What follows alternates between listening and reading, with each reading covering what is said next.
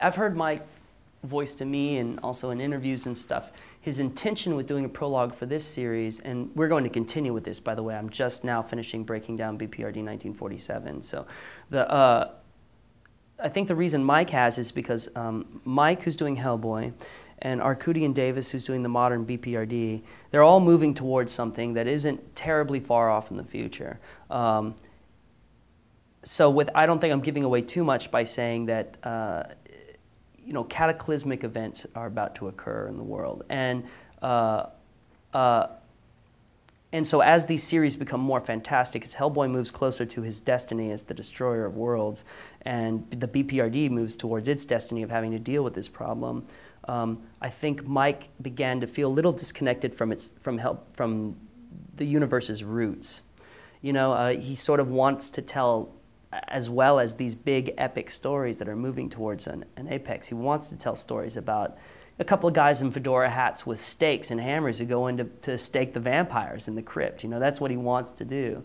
And so that's what we get to do. By telling these early stories, as long as I don't contradict anything that Davis and Arcudi are doing, which I have no problems with because they're doing such a great job, so as long as I step in line, I pretty much get to be the grounded aspect of which is a funny thing to say, but about the B.P.R.D. universe. I mean, we get to tell fun, you know, occult stories that are deeply grounded in, you know, old Hammer films and like this kind of stuff. You know, the kind of, you wake up on Saturday mornings and you see those horror movies with like the skeletons and you can see the fishing wire and they're like, that's what we're doing, you know? And I'm happy to be there. So the more out there the other two series get, like the more grounded and we get to be. And so that's why Mike went back to the beginning with Hellboy.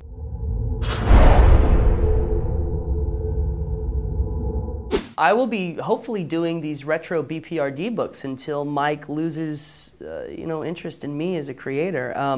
No matter where my career goes or where it takes me, and you know, there are things coming that are pretty interesting.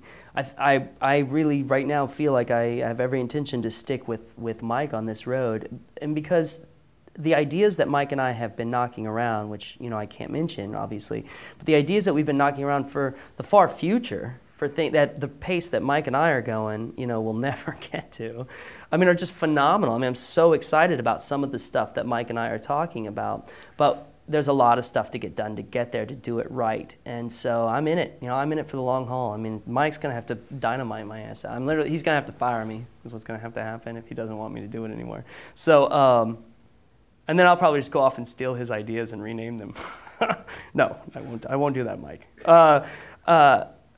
But no, I'm in it, you know, I'm in it for the long haul. I love working with Mike, and I learn a lot working with him, you know, and it's a great experience. It's a really positive experience for me, so.